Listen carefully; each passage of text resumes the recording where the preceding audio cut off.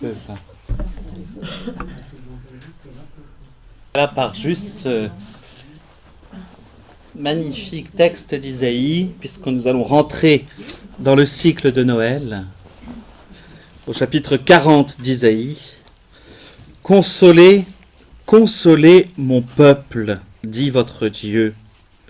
Parlez au cœur de Jérusalem et criez-lui que son service est accompli, que sa faute est expiée, qu'elle a reçu de la main du Seigneur double punition pour tous ses péchés.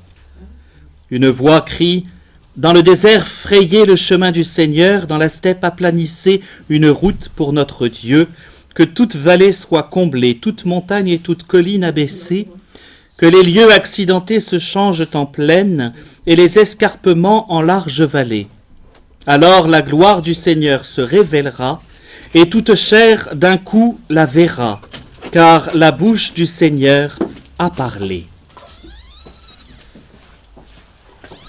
Voilà le meilleur moyen d'ouvrir ce que j'appelle le cycle de Noël, l'Eucharistie, à travers donc la Vierge Marie, donc à l'école de Marie, et justement dans ce qu'est le cycle de Noël. Sans doute, il va falloir que je le fasse en deux parties. Le cycle de Noël est riche, vous savez. Une première partie, là, véritablement, où je m'arrêterai sans doute à la circoncision du Seigneur. Et puis, au mois de janvier, le meilleur moyen de prolonger, et c'est très bien, au mois de janvier, la présentation du Seigneur, le recouvrement au temple et Cana, qui sont de véritables épiphanies, manifestations publiques du Seigneur. Donc voilà, je ferai en deux temps. Là, je ne suis pas tout à fait l'ouvrage que je vous avais indiqué au départ. Juste pour commencer, une question m'a été posée. Enfin, Sœur Marie-Paul m'a posé une question la dernière fois et je me suis dit que ça valait le coup quand même de clarifier.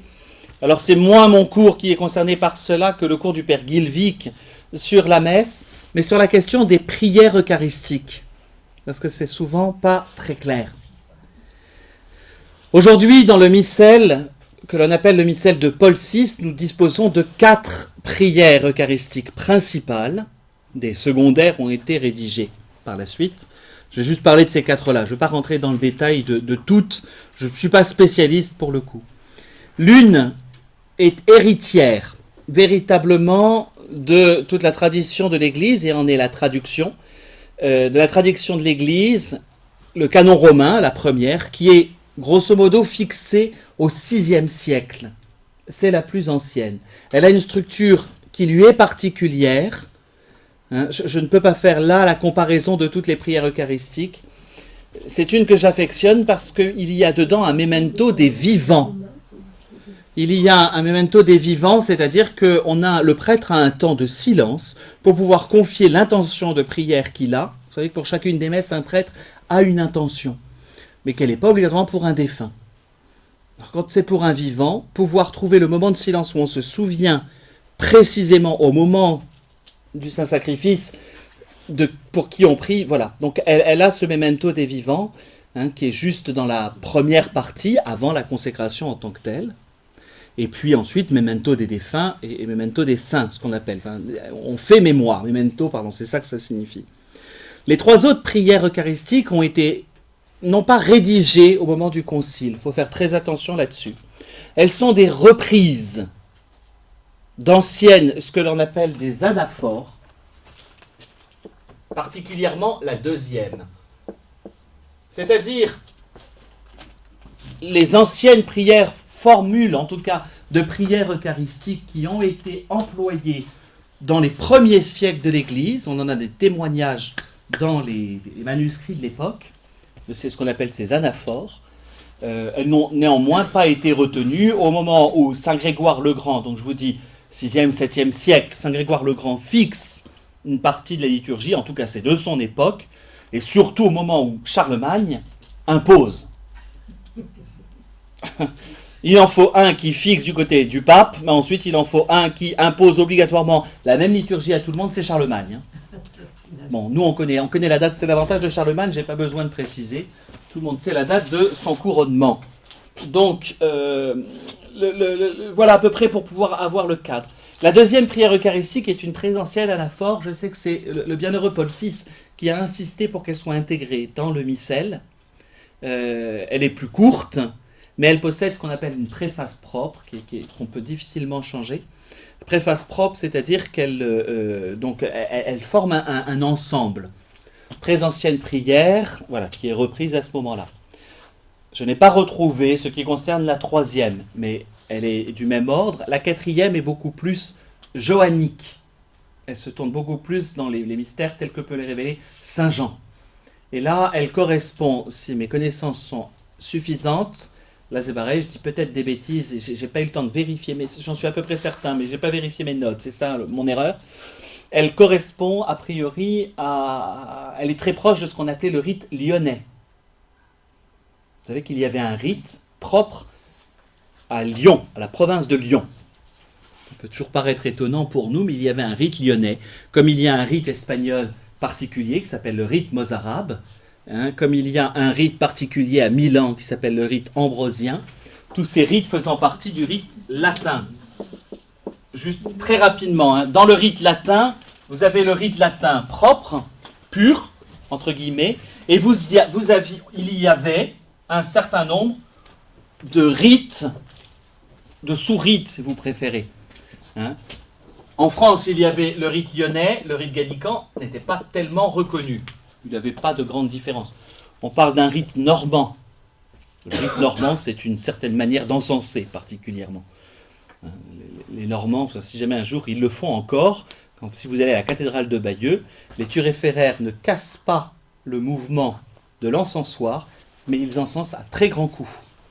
Quasiment à la verticale, si vous regardez. Ça faisait partie des usages, plutôt. Il y a des rites qui étaient de l'ordre des usages, et des rites alors le rite qu'on appelle gallican était plutôt de l'ordre des usages. On fait plutôt de telle manière dans la messe.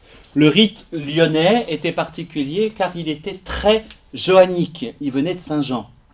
C'est une succession qui se fait depuis Saint Jean jusqu'à Saint Irénée. Donc, pour le coup, quelque chose de très très ancien, 2e, 3e siècle, avec par exemple, quand le prêtre verse une goutte d'eau dans le vin. En français, et dans le rite latin, pur, romain, si vous voulez, latin-romain, j'aurais dû mettre comme ça, au moins on s'y retrouve. Dans le rite romain, nous on va dire, comme cette eau se mêle au vin, puissions-nous être unis à la divinité de celui qui a pris notre humanité. Le rite lyonnais, à ce moment-là, ne dit pas cette parole, mais disait de son côté ouvert jaillir du sang et de l'eau. Vous voyez, on se retrouvait dans l'évangile de Saint Jean directement. Alors, l'un et l'autre donnent deux facettes du même mystère. Voilà. En Espagne, vous aviez le rite mozarabe,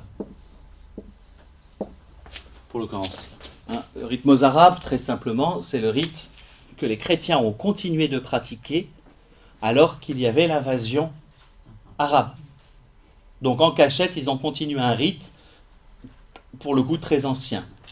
Dans les rites latins, vous aviez un qui est très très important, qui est toujours d'actualité d'ailleurs. Donc mozarabe, si vous voulez y assister un jour, allez dans la cathédrale de Tolède. Le rite ambrosien, qui est le rite de Milan. Là, j'en connais pas les particularités, je me souviens pas. Voilà. La 4e prière eucharistique relève de ce rite-là. Elle est très proche du rite lyonnais. Voilà, très simplement. Ça permet de clarifier. Quand j'ai une question, j'aime bien y répondre en entier. Voilà. Quelle est la grande différence, j'allais dire après, entre les 4 prières eucharistiques? Donc, je vous dis, la première prière eucharistique sépare en 2. L'oraison en tant que telle, une première partie qui est une vraie préparation des cœurs. On s'unit avec le Saint-Père et l'évêque. On confie les intentions des fidèles qui sont présents. Puis, on s'unit aussi avec la Vierge Marie, les saints, particulièrement les apôtres et les premiers martyrs. Consécration. Et dans la deuxième partie, là, on a ce qu'on appelle le memento des défunts et la prière pour, entre guillemets, l'Église militante. Vous avez expliqué autrefois. Les prières 2, 3 et 4 ont simplifié dans une certaine mesure. Et vous avez à chaque fois 3 parties après la consécration. Je ne sais pas si vous avez remarqué. 3 parties. Une première partie qui est le memento. Alors, après, ça va dépendre de l'ordre. En règle générale, vous avez, je vais prendre exprès l'ancienne expression qu'on utilisait, le memento pour l'église triomphante. Alors, c'est pas debout, soldats du Christ. Hein. L'église triomphante, c'est celle qui est déjà au ciel. On prie pour ceux qui sont au paradis, si vous voulez. On a besoin de prier pour eux. On prie pas pour eux, mais en union avec eux. On est toujours, je vous l'ai déjà dit, on est toujours en union avec l'Église qui est au ciel quand on célèbre la messe. Vous avez toujours aussi au moins une oraison pour l'Église. Alors, pardon, c'est les anciennes expressions, mais j'ai pas mieux, on comprend mieux. Militante. Alors, vous allez éviter de l'entendre de type CGT, si vous voulez bien. L'Église militante, c'est celle qui est toujours en train de combattre. Donc, c'est en fait celle qui est ici. Et donc, elle est sur terre. Et on a une union dans chaque Eucharistie. Les 3 sont toujours là. Pour l'Église, qu'on appelle l'Église souffrante. Et ce sera particulièrement pour le purgatoire. D'accord ? Et vous allez avoir ça. Quand on prie pour nos fidèles défunts, on prie pour les âmes du purgatoire, à ce moment-là. Ça, ce sont ce qu'on appelle, de manière générale, voilà.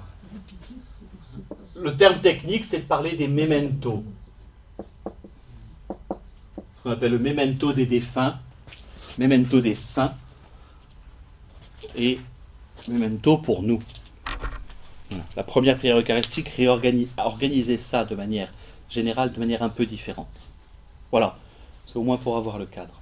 Moi j'ai remarqué qu'il y avait surtout des prières où on arrivait très vite à la consécration même, et d'autres où il y avait une grande partie avant. Oui, alors la première a une plus longue partie parce qu'elle place l'église triomphante en 2 morceaux, avant et après.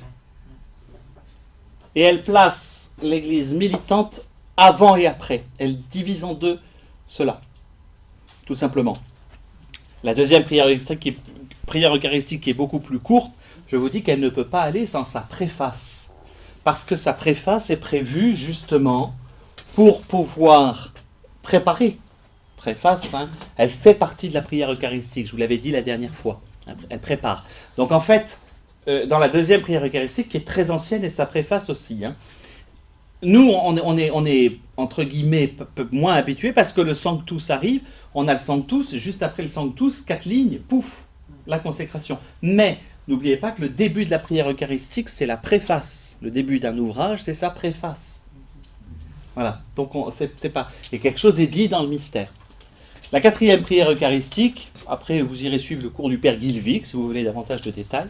4e prière eucharistique ne peut pas être dite autrement que dans des temps ordinaires, ce qu'on appelle des féries du temps ordinaire, parce qu'elle a une préface qui lui est propre et qu'on ne peut pas changer, ce que l'on peut pour la 2e. Ça veut dire par là que dans la 4e, alors la 4e est très particulière, je disais ça au Père Guilvic, mais juste avant la messe, je lui ai dit, mon regret actuellement, on avait la généalogie de notre Seigneur aujourd'hui, mon regret actuellement, c'est de ne pas pouvoir dire la 4e prière eucharistique. Parce que je suis obligé de dire normalement la préface de l'avant, et je n'ai pas le droit de dire autre chose, donc je suis obligé d'en prendre une autre. Mais la 4e prière eucharistique est particulièrement magnifique pour la manière dont elle déploie l'histoire du salut. En parlant des prophètes que tu as envoyés, en parlant des alliances successives, etc. Voilà. Ça me permet de faire le lien avec aujourd'hui, on est le 17 décembre. Vous savez que nous commençons ce qu'on appelle dans notre jargon ecclésial les grandes eaux. Autrefois étaient priées un certain nombre d'antiennes à Magnificat, avant le Magnificat, un certain nombre d'antiennes qui commençaient par toutes commençaient par eau. Et donc, quand on rentre à partir du 17, dans la semaine qui précède, là c'est juste pour votre culture personnelle, après je passe dans le vif du sujet. Alors à chaque fois vous aviez... Alors attendez.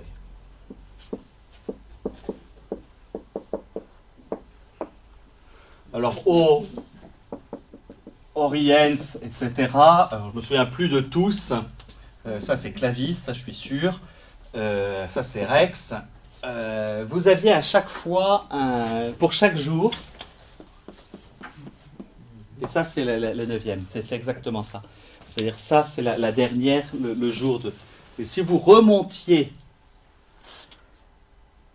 chaque antienne, donc commence par alors je ne sais plus, ce qu'on appelle un acrostiche. Si vous reprenez juste ça, vous avez la phrase « à rebours, cras venio », je viens demain.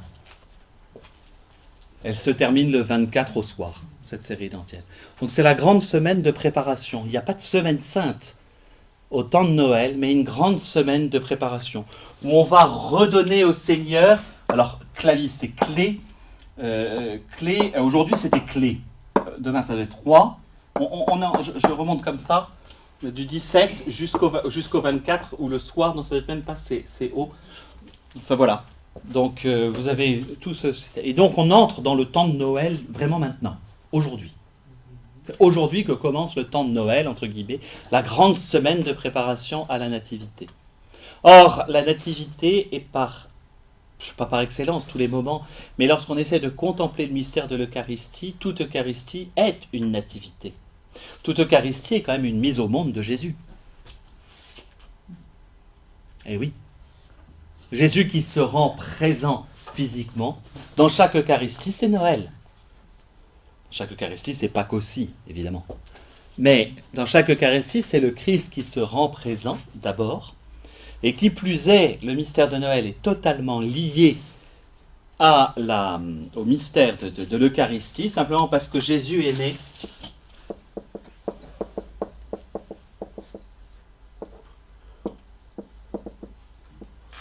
à Bethléem, c'est-à-dire la maison du pain.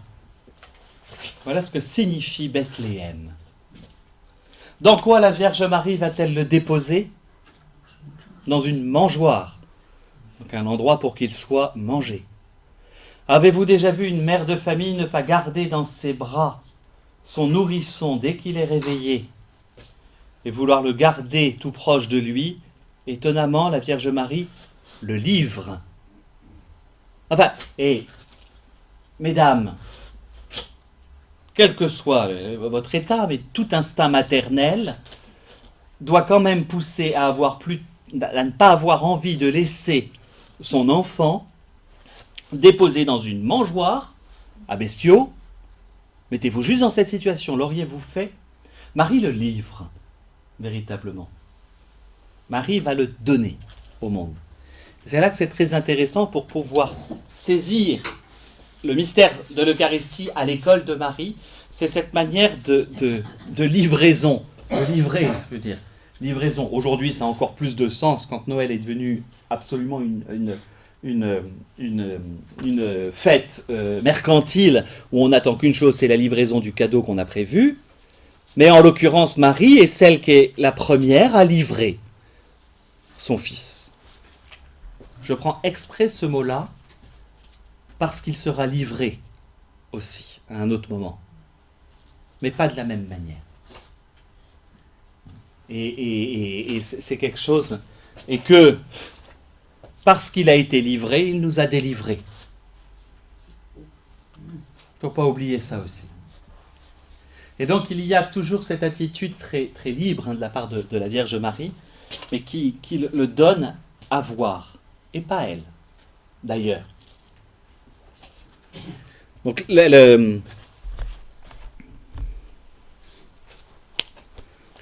le père de Mainthière, dans son ouvrage, raconte cette histoire d'une réaction d'un enfant. Il dit à ses parents: je sais maintenant pourquoi les prêtres ils sont habillés en blanc. Parce que ce sont les boulangers de Dieu. C'est pas mal. C'est pas mal, hein? Et c'est un peu ça. Donc le mystère de Noël, c'est déjà le lieu, hein, la maison du pain. Pour ceux qui suivent le cours que je donne sur les femmes de la Bible, j'ai eu la chance de parler de Ruth, hein, qui est la première, chronologiquement, avant même, à être liée à à ce mystère de Bethléem. Donc Ruth était originaire, enfin pas originaire, elle est moabite, elle est étrangère donc, mais elle épouse des Bethléemites, un Bethléemite, et elle revient avec sa belle-mère sur Bethléem pour finalement épouser Boaz. Et que fait Ruth tout le long? La chose la plus importante qu'elle puisse faire pendant le long du livre de Ruth, elle glane des épis de blé. Elle glane tout ce qu'il faudra pour faire du pain. Et elle se retrouve être la grand-mère de Jessé, le père de David. Donc elle se retrouve dans la généalogie du Christ. Elle est nommée dans la généalogie que nous avons entendue ce soir à l'Eucharistie. Qui choisit la prière eucharistique? Le prêtre. C'est le prêtre qui fait ce qu'il veut. Selon notre humeur. Ah bon? Non, c'est souvent lié. Moi, ça va. Pareil, si je prends mon exemple, ça va changer. Ça dépend des intentions de messe que j'ai apportées. Je vous dis, la première me paraît plus adéquate quand j'ai des intentions pour des vivants. Ensuite, je vous dis, là, je regrette parce qu'il y a aussi l'autre possibilité qui est de le faire en fonction de la prédication. Et quand on est dans un temps comme celui de Noël, là aujourd'hui, mon regret, et j'obéis, mais mon regret est de ne pas avoir pu prendre la 4e. Parce qu'en développant la généalogie de Jésus, on déploie l'histoire du salut. La 4e, c'est l'histoire du salut par excellence. Ben voilà, donc c'est en fonction. Quand j'ai des enfants, et que je sais qu'il ne faut pas que ce soit trop long, c'est vrai que je prends la 2e. Je laisse de famille particulièrement. Ben voilà, mais on est libre là-dessus. On n'a pas de...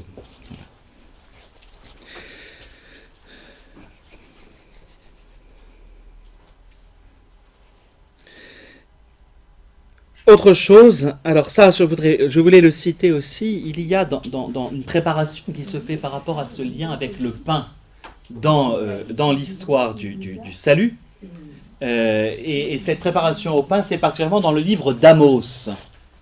Et Amos va avoir cette prophétie extraordinaire. Amos, c'est le premier prophète dont nous ayons un écrit. Qu'est-ce qu'il était? Berger. Et il s'occupait d'un verger. Enfin, il était paysan, mais berger, il le dit, j'étais auprès de mon troupeau, je n'étais pas fait pour être prophète. Et il se retrouve prophète, on a ses premiers écrits. Alors, particulièrement, c'est plus contre Samarie, etc. Mais voilà ce qu'il dit, Amos au chapitre 8, verset 11. « Voici venir des jours, oracle du Seigneur, où j'enverrai la faim dans le pays. Non pas une faim de pain, non pas une soif d'eau, mais d'entendre la parole du Seigneur. » Le lien entre le pain, parce que là c'est particulièrement pour Bethléem, c'est là-dessus que je vais le plus revenir, et dans le cycle de Noël, tout particulièrement, cette question de faim et de soif, le lien qui se fait entre les deux, faim et soif.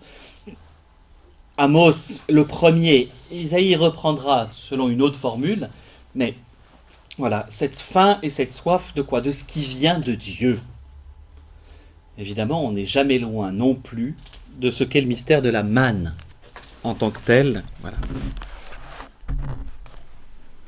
Je vais quand même vous relire rapidement le récit en tant que tel de Noël. Donc on est chez Luc, alors mon premier point va être là. D'abord le récit en tant que tel de Noël. Chez Luc, au chapitre 2, verset 7. Marie mit au monde son fils premier-né. Elle l'emmaillota et le coucha dans une mangeoire, car il n'y avait pas de place pour eux dans la salle commune. De ça, plusieurs choses. Alors attention, moi je suis né en écoutant depuis, sans doute depuis le ventre de ma mère d'ailleurs, le récit de la pastorale des Cent Ans de Provence, où voilà... Le méchant père de Mireille n'a pas voulu que Joseph et Marie viennent loger chez elle. En fait, faisons juste attention, elle était sur le point d'accoucher. Et il y avait du monde en raison du recensement dans une salle commune. Il ne convenait point qu'elle accouchât d'ailleurs, devant d'autres personnes. Alors, il y a une question de rejet. Alors, évidemment, aujourd'hui, on comprend bien. Même les crèches elles-mêmes sont rejetées. Mais seulement Voilà. Noël, il va être férié, par hasard. Et aujourd'hui, en revanche, ça, on ne le changera pas. Mais bref, Moi, j'aimerais bien il y a quand même une histoire de rejet, en tout cas une histoire d'exclusion. Il faut faire très attention dans le mystère en tant que tel, à ne pas rentrer obligatoirement dans des questions purement sociales. Néanmoins, il y a quelque chose qui ne convient pas. Marie ne va pas accoucher dans une salle commune. Une salle commune, qu'est-ce que c'est? C'est une salle qui fait 2 fois celle-là, mais où tout le monde est en train de dormir. Un hôtel n'existe pas, avec chacun sa chambre. Hein. Donc tout le monde est en train de dormir là, s'installe, et sans doute la pièce commune, c'est une pièce familiale. Joseph arrive chez sa famille. Hein, alors familiale, après la famille, vous savez bien, et la famille, au sens oriental, c'est très, très, très large. Mais bon, il y a quand même la maison de ces Bethléemites-là, enfin, toute cette génération, des cousins, etc. Et elle arrive, tout le monde est en train de dormir au même endroit. Et comme tout le monde doit se faire recenser avec femmes et enfants, il devait y en avoir quand même. Elle ne peut pas, il ne convient pas qu'elle accouche là. C'est quelque chose qui est important, parce qu'il y a aussi cette intimité du mystère de Marie mettant au monde Jésus. Vaste question, Silanée, qui est tout aussi mystérieuse, mais je voudrais juste y revenir. Quand on était enfant, mes parents ne laissaient jamais des questions en suspens quand on parlait. Et on parlait donc de la Vierge Marie. Et là, une de mes sœurs, terre à terre, depuis elle a eu 6 enfants, elle a dû avoir un certain nombre de réponses, mais une de mes sœurs, terre à terre, dit cette question: je ne comprends pas comment Marie a pu rester vierge, ou alors on lui a fait une césarienne. Mais soyons terre à terre.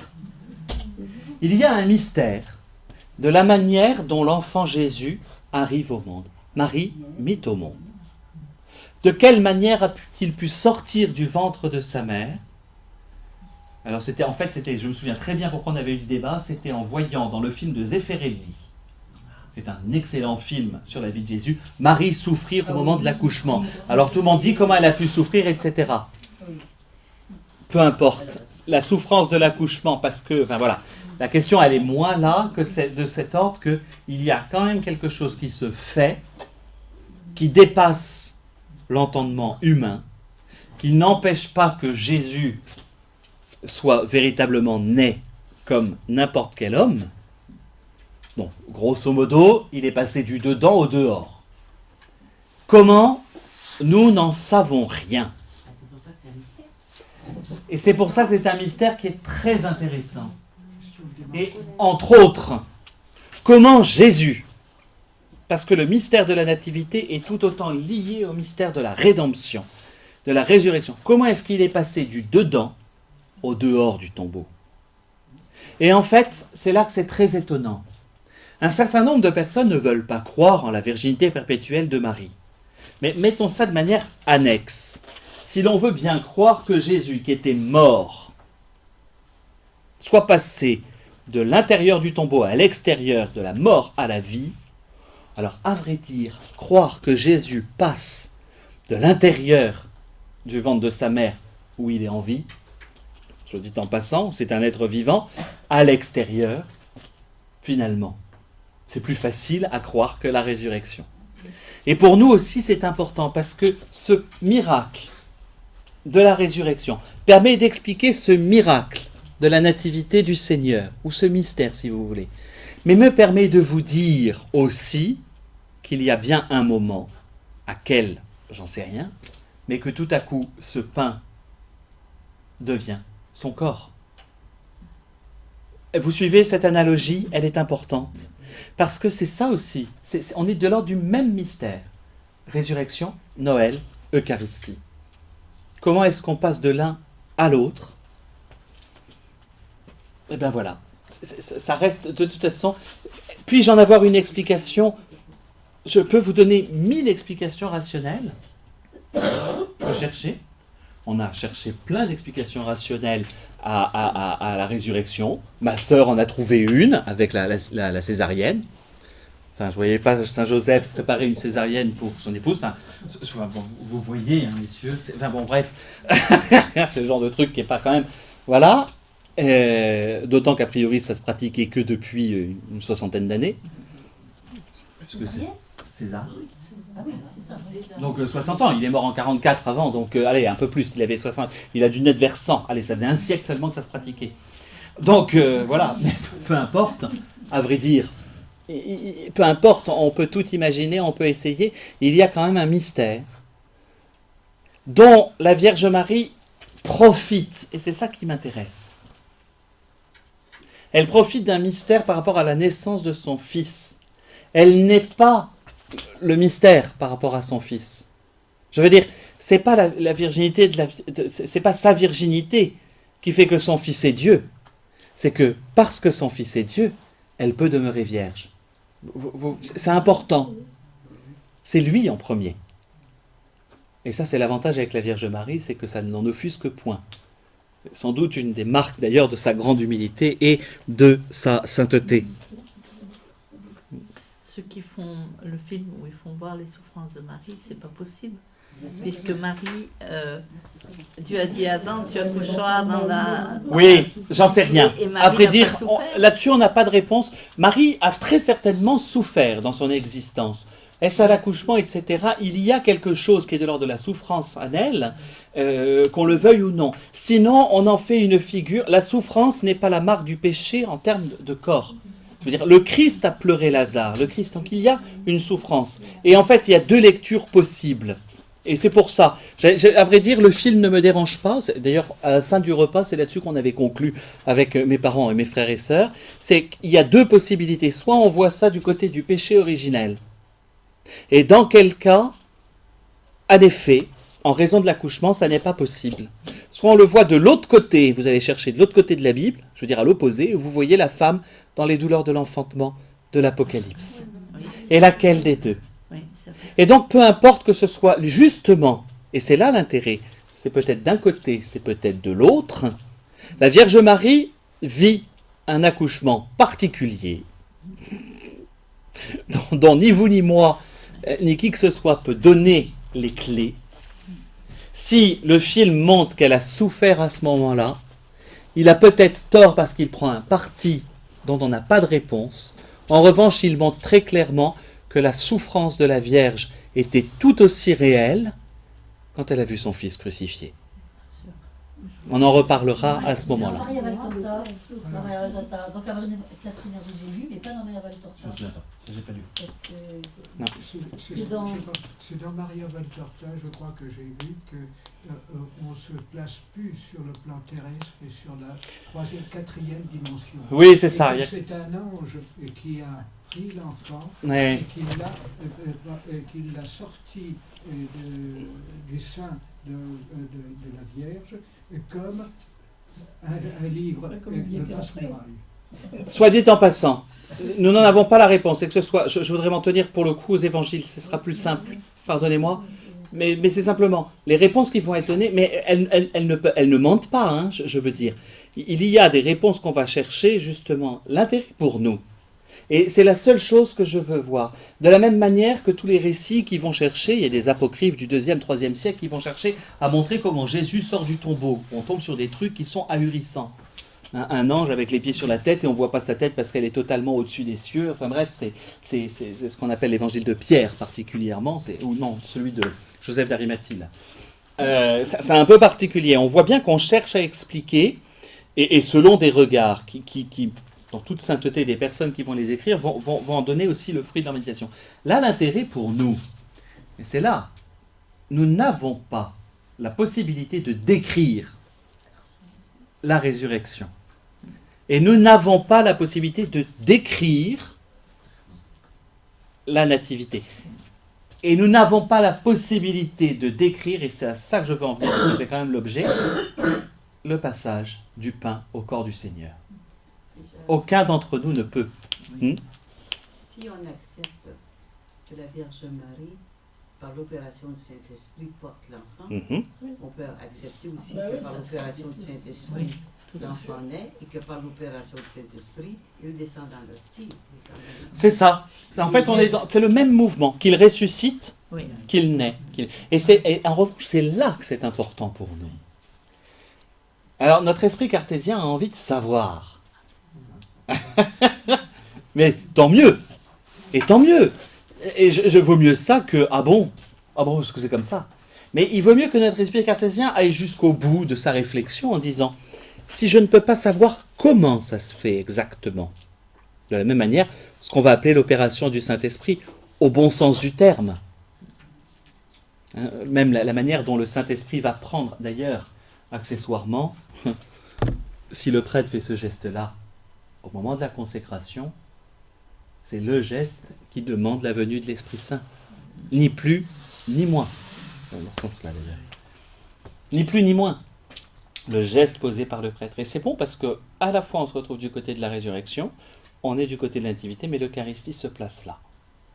Dans ce mystère, d'un passage d'un point à un autre, de l'intérieur de la Vierge Marie à l'extérieur, les modalités de l'accouchement en question, je n'étais pas sage-femme, ou Sainte Brigitte, vous savez, les légendes bretonnes, Sainte Brigitte de Kildare, qui n'avait pas de bras et a quand même aidé la Sainte Vierge à accoucher.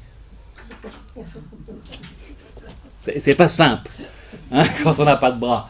Donc elle n'avait rien à faire. Hein. Et voilà. Bon. La lumière. Donc voilà, c'est d'un côté et de l'autre côté la résurrection.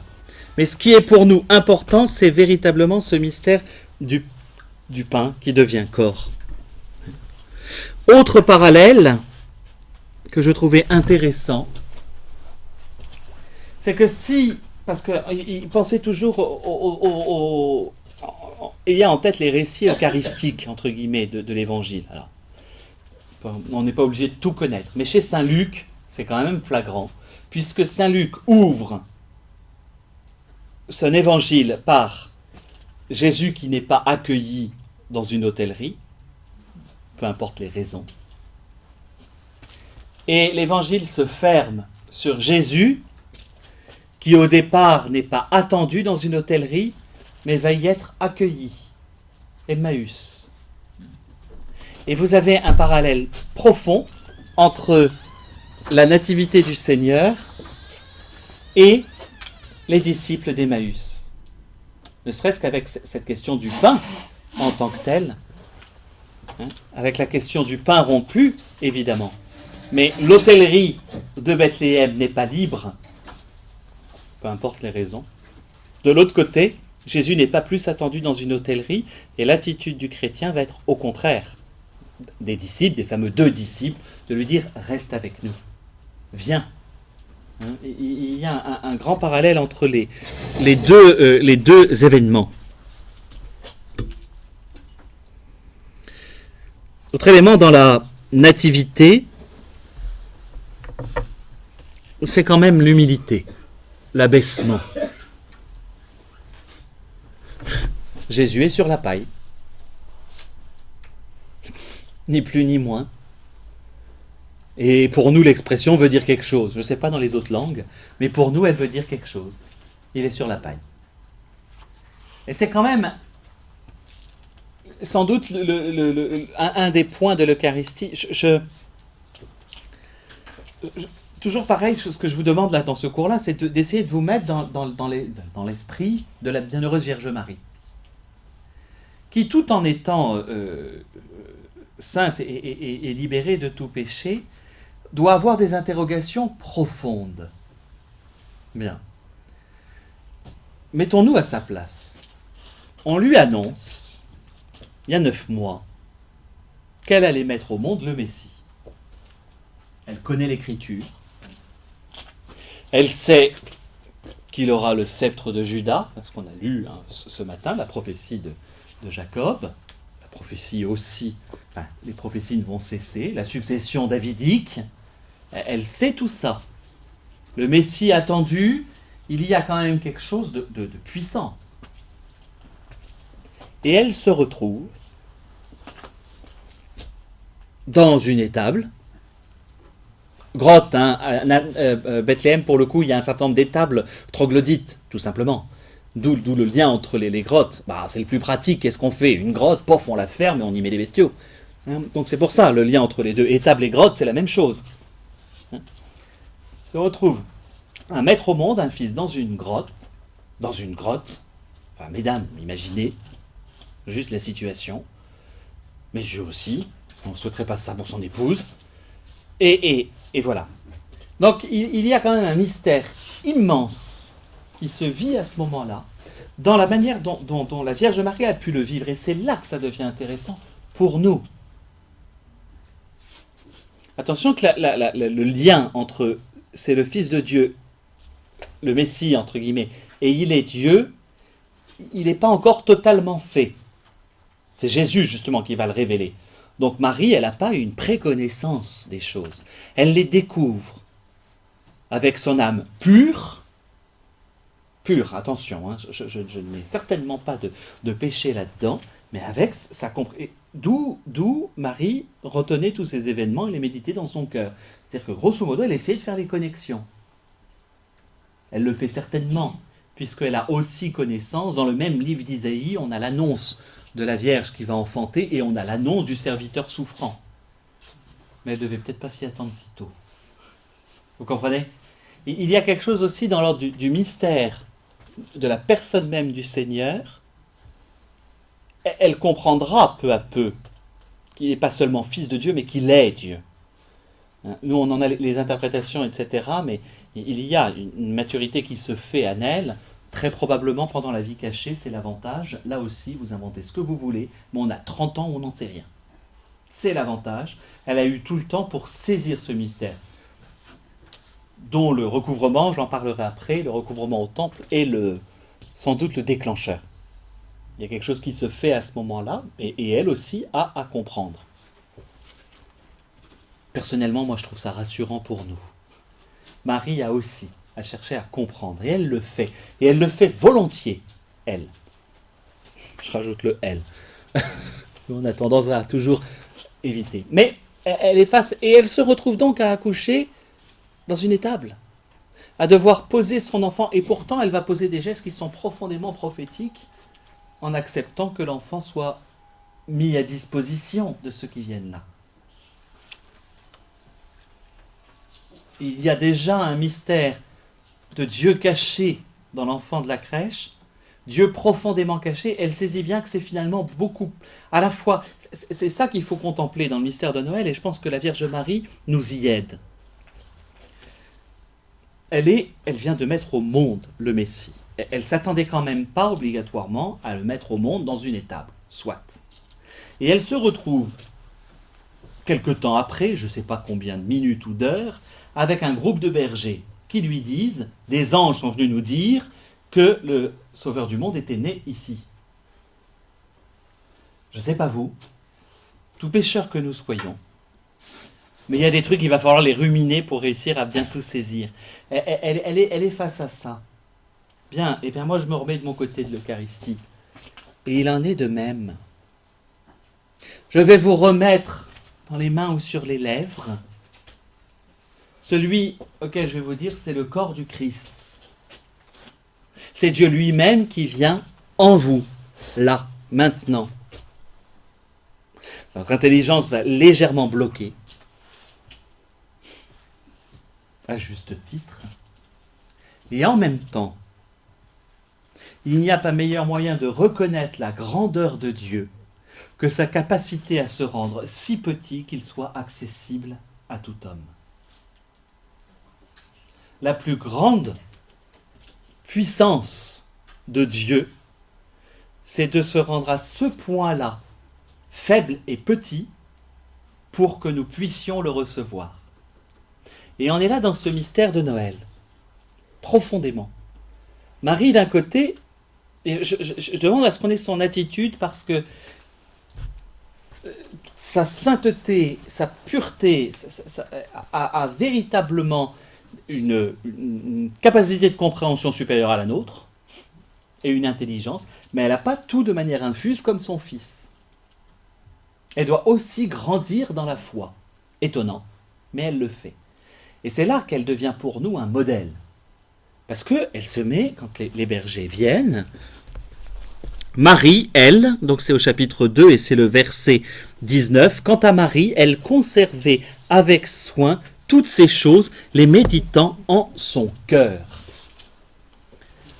Là, Saint Luc fait très clairement le lien, 2,19, fait très clairement le lien avec Jacob.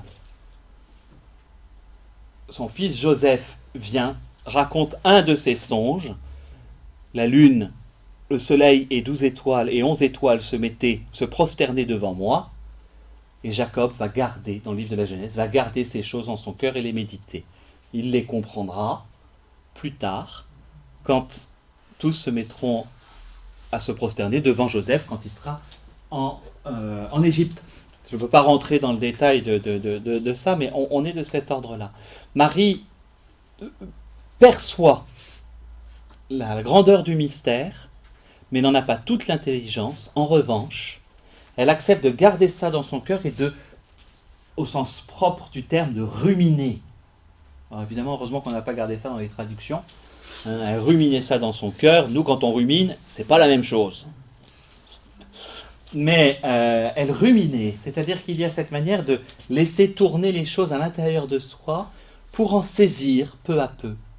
Marie est face au mystère. Et voilà où elle nous conduit, particulièrement à Noël, à contempler un mystère qui est non pas insaisissable, mais choquant. Un Dieu tout-puissant sur la paille, je suis désolé, c'est choquant. Réfléchissons. Ou en tout cas, le Messie, celui qu'annonce Dieu qui doit libérer son peuple, ça commence sur la paille, mon Dieu. Hein? Et pourtant, elle va conserver cela, véritablement. Évidemment, la paille, c'est le blé. Et on va encore retrouver, alors là, le lien est perpétuel. Mais pour nous, ce Dieu tout-puissant qui admet de venir en nous au moment de la communion, heureusement que nous ne mesurons pas réellement ce que nous recevons. Hein. On mourrait sur place. Excusez-moi, il n'y a pas d'autre possibilité. Ou on refuserait de communier. Dieu lui-même en entier, sans séparation, tout entier. Le Christ qui veut habiter en nous. Il y a Enfin, j'allais dire, mais il ne me connaît pas. Il sait bien que j'en suis pas digne. D'ailleurs, on le dit avant, heureusement. Mais on sait bien, il y a eu une indignité, etc. Et quand on rentre dans le mystère de l'Eucharistie, on rentre aussi dans ce mystère de ce que Christian Bobin appelle, dans un ouvrage magnifique, si vous ne l'avez pas eu, le trébat. Christian Bobin, c'est un écrivain suisse, il me semble, il est. Non, il n'est pas dans le Creusot, français. Ah, il est français, je crois qu'il était suisse. Alors je confonds avec non, je confonds avec le Caristein. Bref, pas grave. Mais ça, c'est un petit ouvrage. C'est un ouvrage qu'il faut lire juste avant Noël. Il y a 2 ouvrages faciles à lire, si vous voulez, pour saisir ce que c'est que l'humilité. Ah, tiens, je vous les laisse, mais c'est en parallèle. Je n'ai pas de... Vous lisez, donc, de Christian Bobin. Le trébat. Chose amusante, il n'a pas été édité par des éditeurs habituellement catholiques. C'est assez marrant. Il a présenté son manuscrit, ils ont trouvé ça très poétique, et en fait, quand on le lit, c'est profondément catholique. Et, je ne vais pas retrouver... Ensuite, sur la manière d'appliquer dans notre existence, avec la figure particulièrement de saint François d'Assise, ce qu'est l'humilité, c'est chez Éloi Leclerc, Sagesse d'un pauvre.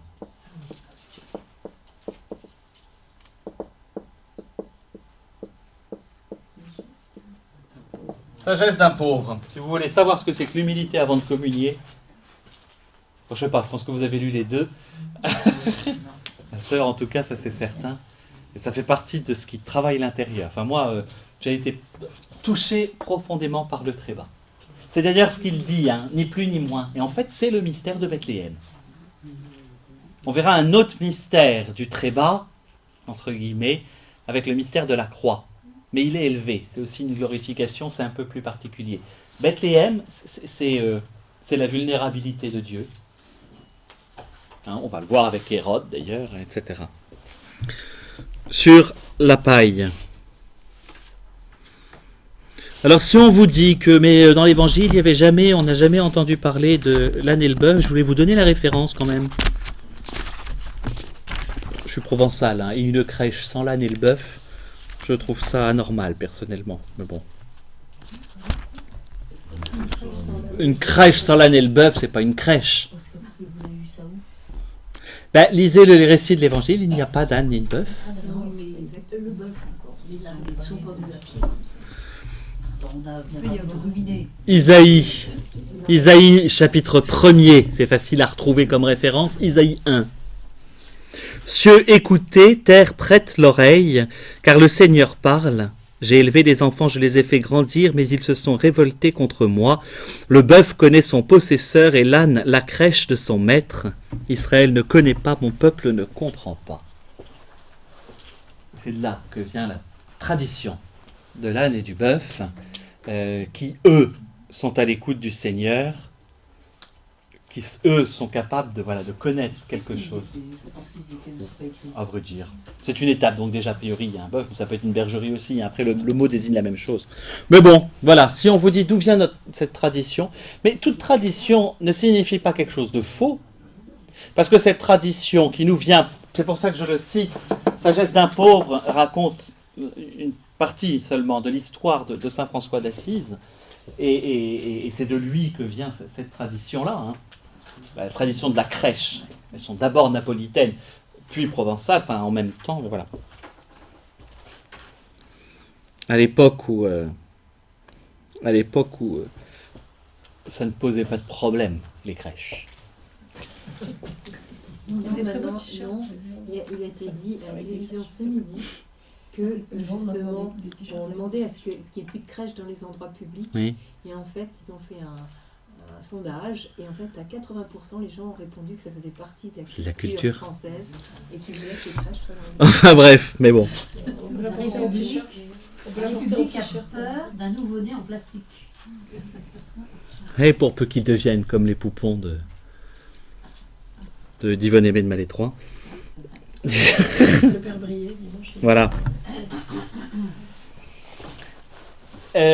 Autre chose dans le mystère marial par rapport à la... Alors, peut-être que ça touche plus le prêtre, mais pour qu'on puisse voir. Marie contemple celui qui l'a créé.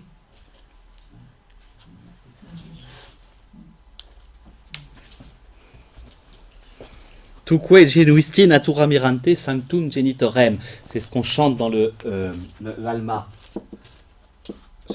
Si je le chante aux messes le soir, c'est véritablement pendant le temps de l'Avent, à cause de ce paragraphe-là. Donc l'Alma Redemptoris Mater, qui est l'antienne à Marie du temps de l'Avent et du temps de Noël. Qu'est-ce qu'elle dit ?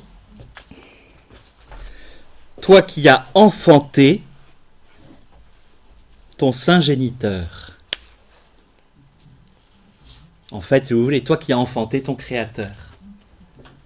Tuque genuisti natura mirante. Merveille de la nature, natura mirante, c'est ça que ça veut dire. Toi qui as enfanté ton créateur. Et en ce sens,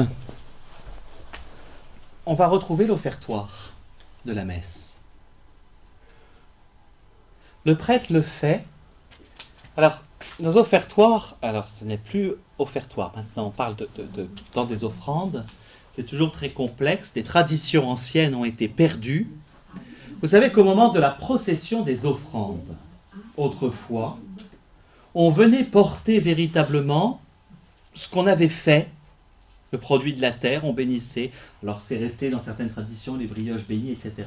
Pas ce que l'on portait sur l'autel, mais qu'on déposait devant et qui était béni à ce moment-là, qu'on estimait béni au moment. Après, on partageait la brioche, mais on y posait des gerres de blé, on y posait un certain nombre de choses. C'est une très très ancienne tradition qui se faisait. Elle se perd peu à peu. En fait, elles étaient déposées devant la table de communion, enfin un peu à l'arrière. On les faisait rentrer de l'autre côté de la table de communion, dans le chœur, pas jusqu'à l'autel qui était au fond, il faut imaginer l'ancienne disposition, mais c'était déposé dans cette partie-là qui était à fond, parce que le prêtre de toute façon était au fond, et donc on déposait là, et elles étaient bénies. Et au moment de l'offertoire, donc au moment alors maintenant des offrandes, l'offertoire c'est l'ancien terme, hein, ça n'est plus. Que dit le prêtre? Alors maintenant ce qu'il dit, tu es béni Dieu de l'univers, toi qui nous donnes ce pain, fruit de la terre et du travail des hommes, nous te le présentons, il deviendra le pain de la vie. Voilà. Que peut bien dire Marie quand elle voit l'enfant Jésus en tant que tel? Voilà ce que dit le Père de matière, tu es béni Dieu de l'univers, toi qui me donnes ce Fils, fruit de mes entrailles. Et l'offrande que Marie fait de ce qu'elle a, de celui qu'elle a fait, je joue exprès, mais on peut perpétuellement jouer sur les mots. Mais en effet, Marie fait offrande de celui qu'elle a fait, qu'elle a construit en elle-même, mais elle le réoffre à Dieu. Gardez ça sous le coude, parce que cette question de l'offrande, je ne vais pas la voir tout de suite maintenant, elle a lieu évidemment à la Nativité, mais alors c'est le mystère de la présentation de Jésus au temple. C'est sans doute ça. Marie qui offre son premier-né. Où on a là c'est le mystère de Jésus, la présentation de Jésus au temple, c'est véritablement une messe. Voilà. Elle vit donc un offertoire. Et ça revient toujours à nous interroger. Évidemment, la formule du prêtre va dire quelque chose. Évidemment, il va y avoir. Mais qu'est-ce que nous offrons, nous? Non, je n'ai pas dit ce que nous demandons.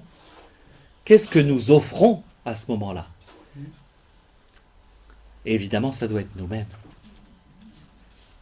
Hein, c'est la plus belle offrande qu'on puisse faire. Mais, voilà.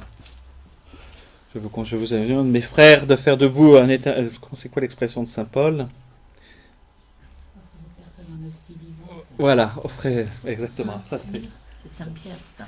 Saint-Pierre, et puis saint Paul en a une aussi. Enfin voilà, mais nous offrir, nous-mêmes. Et voilà, Marie offre celui qu'elle a enfanté au Père, mais nous aussi, à ce moment-là. C'est ça le sens de l'offertoire. J'y reviens au moment de la présentation du Seigneur au temple pour rester dans le mystère de Noël. Je me présente à Jésus tel que je suis, et lui me présente au Père tel qu'il est. Et là, on y gagne. Évidemment. Complètement. Justement. C'est que nous sommes offerts dans le Christ. Mais c'est là qu'on y gagne fortement.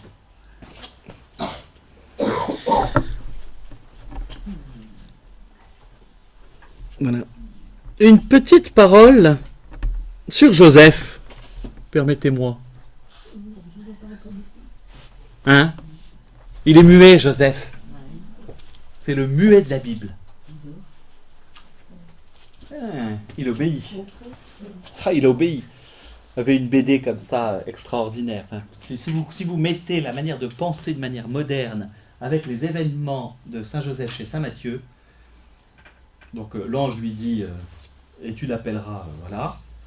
Prends Marie, tu l'appelleras, puis prends ta femme et l'enfant et va en Égypte, et puis ensuite retourne. Et vous avez la série d'images, et à la fin vous avez Marie qui fait, dis donc, si c'est l'ange qui te dit tout ce que tu fais, t'es vraiment pas quelqu'un qui sait prendre des décisions, quoi.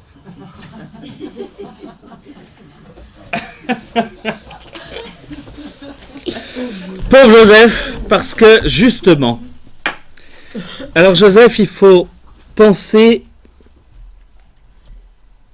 à 3 Joseph. Et là, c'est pareil. 3 Joseph. Quels sont les 3 Joseph de la Bible?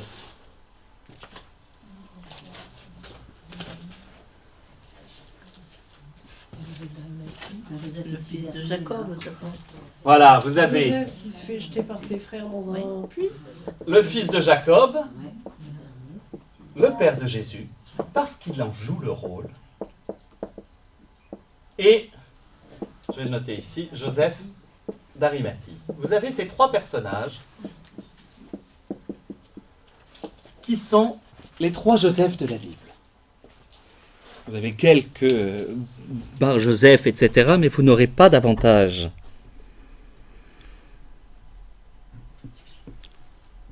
Joseph veille sur la naissance de Jésus.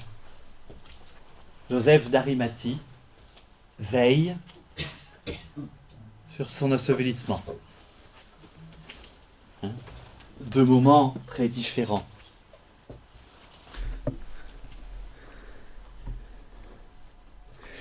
Et Joseph plus le fils de Jacob, plus que... alors la question, il est une figure du Christ, hein, évidemment, rejeté par ses frères, et puis qui finalement va être le salut de toute sa famille. Il est en ce sens figure, mais ce n'est pas là que ça m'intéresse.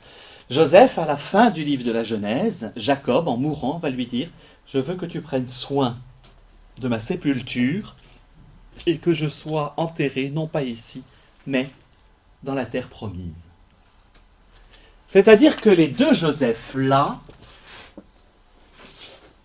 entre guillemets, président à la mort. Pourquoi invoquons-nous Saint Joseph? D'une bonne mort. D'une part, mais Joseph, bien plus, c'est celui qui préside à la vie. Et d'ailleurs, il n'est présent que là. On n'a pas d'autre moment dans l'Évangile exprès. Et il est présent d'une discrétion alors absolue chez Saint Luc. Il ne parle pas davantage, c'est un taiseux à mon avis, hein, mais en tout cas, c'est quelqu'un, il ne parle pas davantage, mais chez Saint Matthieu, c'est un homme de décision. Celui qui va décider, prendre des décisions. Et qui va? Qu'est-ce qu'il va faire? Il est le Père de Jésus, il l'emmène en Égypte pour lui sauver la vie. Ben oui, prend la mère et l'enfant. Il sauve la vie par sa décision et son obéissance. Il sauve la vie de Jésus et Marie. Et c'est là que ce personnage est intéressant, en tout cas en tant que tel. Le personnage de Saint Joseph, il a pour objectif, différemment de Joseph de la Genèse ou Joseph d'Arimathie, de préserver la vie. Comment est-ce qu'on va l'appeler aussi Joseph, le père nourricier de Jésus? Mais nourricier, j'aime beaucoup aussi l'expression. On reste dans ces symboles eucharistiques. Il est présent aussi dans l'eucharistique, beaucoup plus discrètement, alors ça c'est évident, beaucoup plus discrètement que son épouse, mais par sa présence, il est aussi celui qui permet, et Joseph, je le verrai, là personnellement, je sors aussi de ce que j'avais, mais Joseph c'est celui qui préserve, qui prend soin, qui met en sécurité. Si je devais mettre la présence de Saint Joseph dans une église, je le mettrais à côté du tabernacle. Marie au pied de la croix, à côté de l'autel. Ouais. Joseph à côté du tabernacle, là où l'on préserve.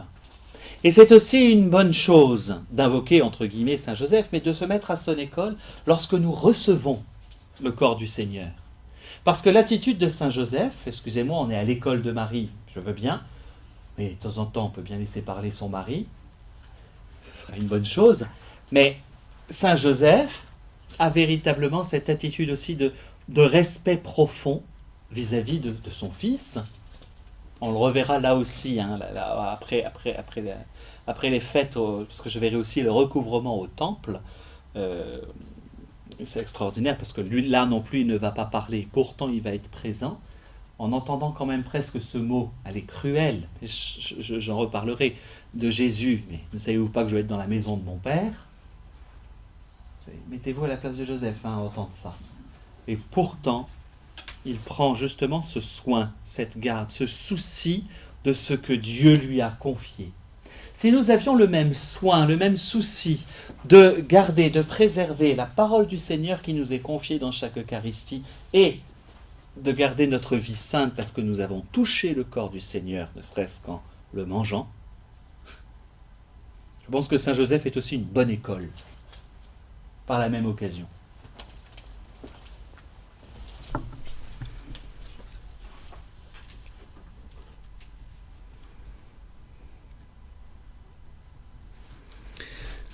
Enfin, pour Saint Joseph, j'allais dire, ça me concerne plus peut-être que vous, mais c'est une belle figure par rapport au prêtre.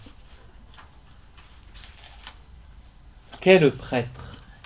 Alors certes, on est aussi la présence du Christ en tant que celui qui s'offre, etc. Mais c'est aussi celui qui doit avoir souci de préserver, de faire attention à ce que l'on fait, entre guillemets, de Jésus. Et c'est une magnifique figure paternelle sans être père. Vous comprenez ce que je veux dire? Pour la chasteté du prêtre, Saint Joseph est une figure extraordinaire. Justement dans cette relation qu'il peut avoir vis-à-vis de Jésus. Et si... Enfin voilà, j'avais lu un magnifique ouvrage, je n'arrive plus à me souvenir du nom de l'auteur. L'intitulé s'appelle « Le Charpentier ». C'est assez court, c'est vraiment très très court, qui raconte justement ce mystère de Saint Joseph, un père de famille. C'est pas long, c'est très poétique comme manière d'écrire, je cherche son auteur. Ça me reviendra si ça me revient, mais si jamais vous tombez dessus, lisez cet ouvrage, Le Charpentier. Mais c'est pas long. Je chercherai quand même l'auteur, parce qu'il doit y en avoir plusieurs. Et il y a ce rapport de Saint Joseph au mystère de son propre fils et de son épouse. Et l'air de rien, le prêtre, il est perpétuellement face à ça. On est dans la messe, mais on est dans tout le reste d'ailleurs, à assister à un mystère, à en être ministre, mais en même temps à y assister. C'est pas vous qui voyez des personnes communier, ou qui voyez des conversions au confessionnal absolument ahurissantes, ou de simples paroles de foi qui viennent déboîter la vôtre d'un coup. Enfin voilà, le prêtre a cette attitude d'assister au mystère que Dieu veut bien faire dans les âmes des personnes. De la même manière que Saint Joseph a cette vocation d'assister au mystère que Dieu veut bien faire en son Fils, Jésus, tout en n'en étant pas le géniteur, si vous voulez. Et là, la figure de Saint Joseph nous renvoie directement au mystère de la messe. C'est une bonne chose pour nous les prêtres. On est très vite enorgueillis, vous savez, un prêtre s'enorgueillit très vite de ce qu'il fait. Je déteste les personnes, j'espère ne jamais avoir dit, en tout cas je ne pense pas l'avoir jamais pensé, mais dire mais c'est moi qui ai converti un tel. Et non. C'est Dieu et Dieu seul. C'est moi qui l'ai fait. Exactement. C'est Dieu et Dieu seul. Et le prêtre, il est là. C'est Dieu et Dieu seul qui est dans l'action. Et dans le mystère de la messe, le prêtre a quand même reçu une mission. Comme Saint Joseph d'ailleurs. Mais Saint Joseph ne fait pas plus que ce que Dieu lui a demandé de faire. De temps en temps, nous prêtres, il faudrait qu'on apprenne à faire comme ça aussi. Voilà.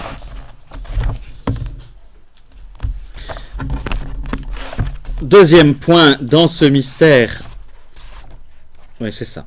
Et après, je verrai mage et présentation.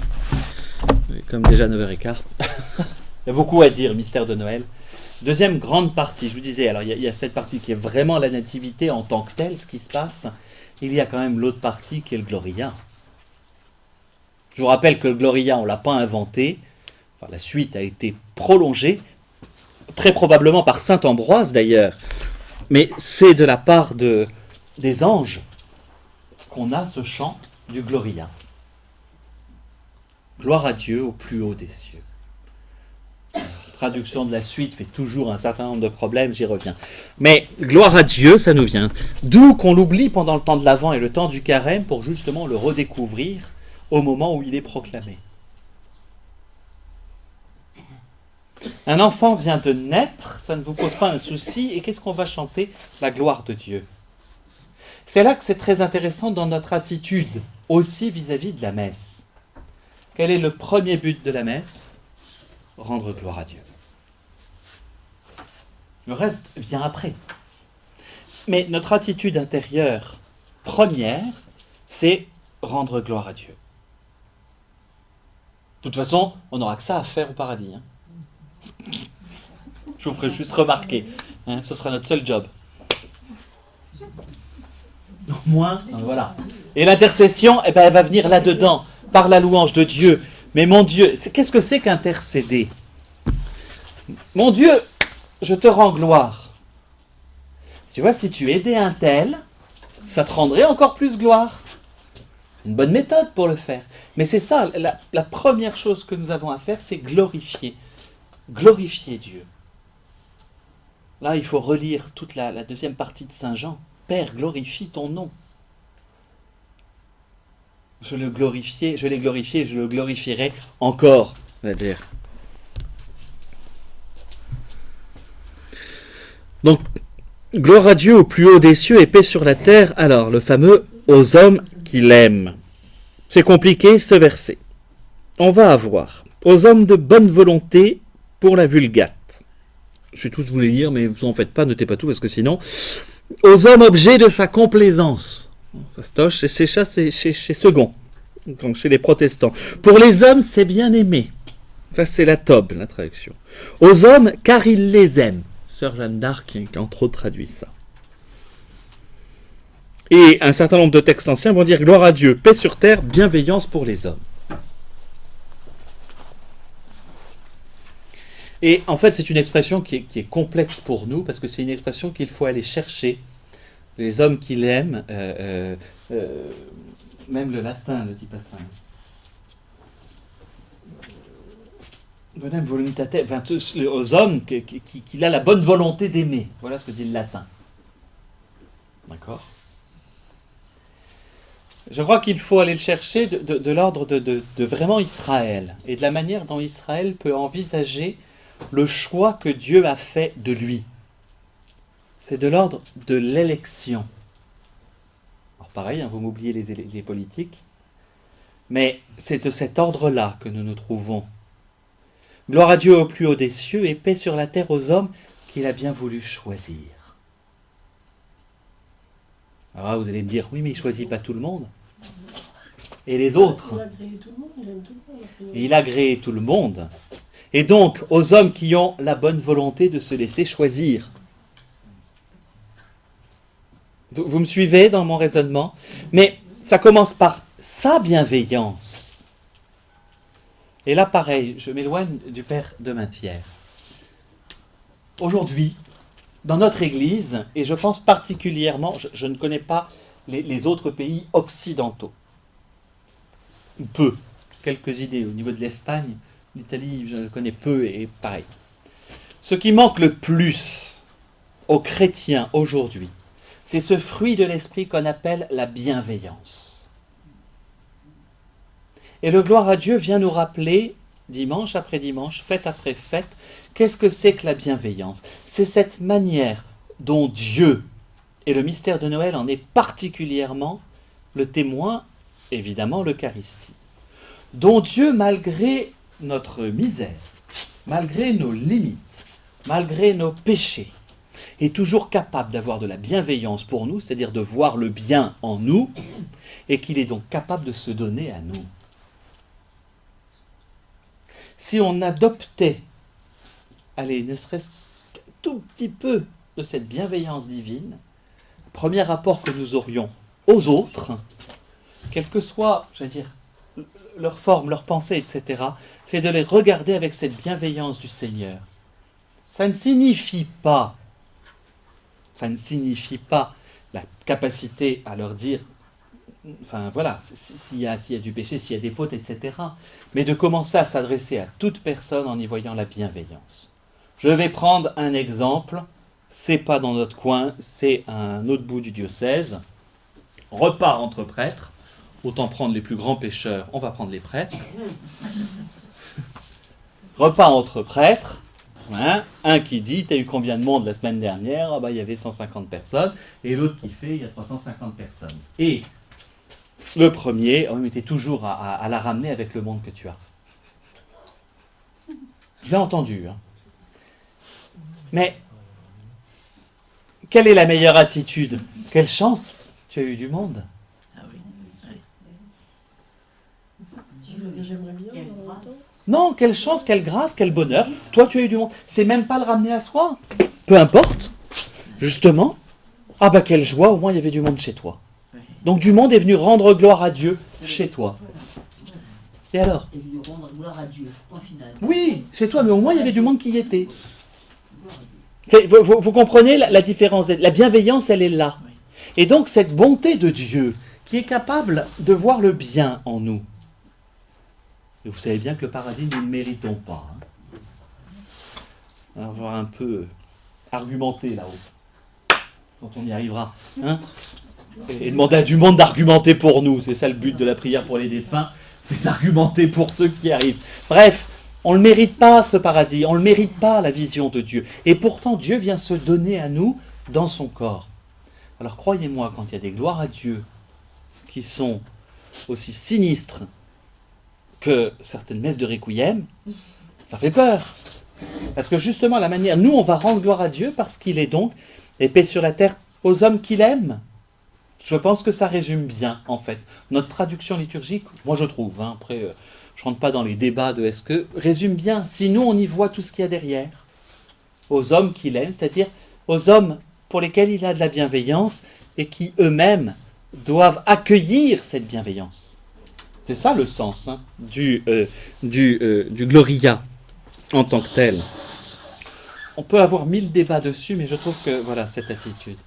Et accueillir la bienveillance, la bonne volonté. Enfin, la bonne volonté, vous savez bien, ça pour le coup, c'est pas obligatoirement... la bonne volonté, c'est ce qu'on a le 1er janvier et puis disparaît le 2. Avec les résolutions. En règle générale, elles partent en même temps. Vous savez, avec les cotillons, les trucs, la bonne volonté et les résolutions, le 2 janvier, sont à la poubelle. Avec le sapin, on les brûle. Donc, c'est pas utile, la bonne volonté telle qu'on l'entend. En revanche, la bienveillance, c'est bien autre chose. En fait, il faudrait dire, la bonne volonté, nous, enfin, on a une traduction qui est mauvaise, c'est le bon plaisir de Dieu. Mais quel est le bon plaisir de Dieu? C'est d'habiter avec nous. De temps en temps, je me dis que Dieu est fou. Ce n'est pas un blasphème, au contraire, je le dis avec beaucoup de tendresse. Il y a une folie de Dieu, particulièrement, on en reparlera avec la croix.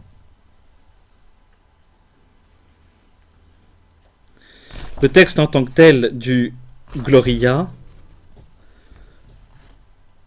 oui, et je finis par ça, nous vient en fait de Saint Ambroise, très probablement. Magnifique poète, qui a su condenser énormément. À lui, on lui doit peut-être le Gloria, très certainement le Te Deum. Cette manière de rendre la louange à Dieu. Il savait faire. Il savait tellement bien faire qu'il a quand même réussi à convertir Saint-Augustin. Et Dieu sait que celui-là a été loin. Au bonheur de Sainte Monique d'ailleurs, qui fut ravi enfin de voir la conversion de son fils. Mais le texte du Gloria en tant que tel, qu'est-ce qu'il reprend? Mais tous les éléments. Alors, le Gloria vaudrait une analyse complète lui-même. Je ne peux pas la faire ce soir. Mais quand vous l'entendez, on a tout. La grandeur de Dieu, le Père, à qui on s'adresse, par le Fils, grâce auquel nous sommes sauvés, toi qui enlèves le péché du monde, toi qui es assis, donc par lequel on a aussi le mouvement vers le ciel, et enfin une doxologie finale. Et c'est la dernière chose dont je voulais vite parler, l'importance de ces doxologies. Une doxologie, ça veut dire, en grec, une parole de gloire.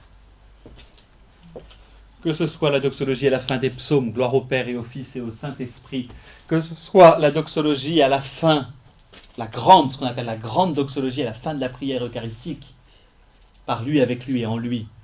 C'est les grandes paroles où on rend gloire à Dieu. Ou alors la doxologie finale, par Jésus-Christ, ton Fils, notre Seigneur, c'est-à-dire que avec l'adresse à Dieu. Voilà, et je voulais juste terminer par ça. Dites de vrai Amen. Oui. De vrai Amen. Quand le prêtre a à les dire seul, ce qui est fréquemment le cas, il faut qu'en face, il y ait une véritable communion. C'est là l'intérêt de ce dialogue. Le prêtre va dire au nom de tout le monde, pour que ce soit, voilà, cette formule, va le dire au nom de tous, par lui, avec lui et en lui, à toi Dieu le Père Tout-Puissant, dans l'unité du Saint-Esprit, tout honneur et toute gloire pour les siècles des siècles, et des vrais Amen. Et un Amen qui part du fond du cœur, parce que, je finis là-dessus, il y a 15 ans, on devrait en parler de 11 ans, mais là maintenant ça fait 15 ans, non, 16 ans, j'ai enregistré un CD qui s'appelle la Missa Sancti Jacobi, la messe de Saint-Jacques, où nous avions à chanter en bouche fermée pendant qu'un homme chantait toute la première prière eucharistique en latin. Donc nous on était en train de faire, les hommes en train de faire une psalmodie lente, et ça devait être enregistré d'une seule traite. On n'avait pas de possibilité de s'arrêter. Donc la pièce durait 14 minutes. Où on était en respiration individuelle, donc on passait la respiration à l'autre, etc. C'est la première fois que je me suis rendu compte de ce que c'était qu'un Amen final. Et donc on arrive, et on avançait, et on devait perdre à peu près 3 litres d'eau, il faut faire 4-5 prises, etc. Et au bout d'un moment vient de la tension, parce qu'il suffit qu'il y en a un qui fasse tomber son crayon à la 12e minute, et bien perdu, on recommence du début. Et je me suis rendu compte que ça devait être ça dans la messe. C'est tout le long du canon, de la prière eucharistique, peu importe, il y a une tension dramatique qui est là. N'oublions pas qu'il y a quand même la célébration de la scène, de la mort et de la résurrection du Seigneur. Il y a cette tension dramatique à laquelle on s'associe. Et je nous revois en train de chanter le Amen final. J'ai le CD. À chaque fois que je l'entends, je me vois en train de le chanter. À la fois un soulagement, et en se disant, il me reste 4 notes à chanter, si je les gaufre, on va tout recommencer les 14 minutes. Vous voyez, avec la tension que ça peut être. Bref, mais un soulagement réel, et on l'entend. Et ce disque est extraordinaire, ne serait-ce que pour ces 2 secondes que dure le Amen, parce que tout à coup, on a cette manière de dire, voilà. Mais c'est ce qu'on dit au Amen de la doxologie. Voilà, mon Dieu. Voilà. Voilà tout ce qui nous vient. Oui, tu nous sauves, oui. Enfin, on a tout exprimé. Où le prêtre l'a dit pour nous. Il y a peu de choses dans la prière eucharistique. Le prêtre est très seul. Mais en fait, il ne fait que dire pour qu'on n'ait pas tous à le dire en même temps. Il se fait à ce moment-là pont entre la terre et le ciel.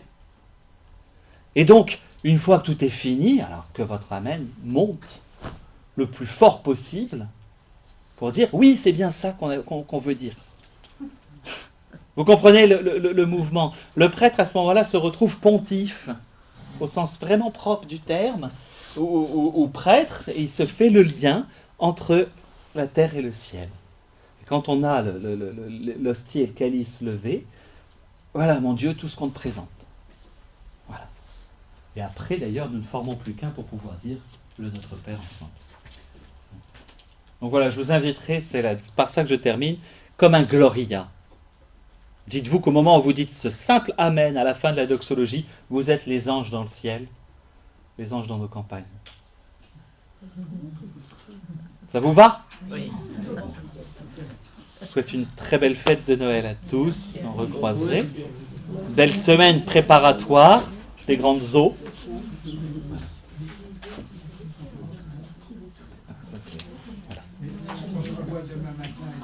Alors, demain matin, c'est le cours. Oui, demain, femme de la Bible demain matin. Athalie, il faut avoir lu la pièce de Racine, je vous rappelle. C'était pendant l'horreur d'une profonde nuit, où vous avez appris ça par cœur. Ma mère Jézabel. Voilà. Et donc c'est Athalie demain, et demain soir, c'est Saint Jean, 7, chapitre 7 et début du 8. Voilà, je vous souhaite une bonne soirée. Une belle fête de Noël, hein, avec tout ça.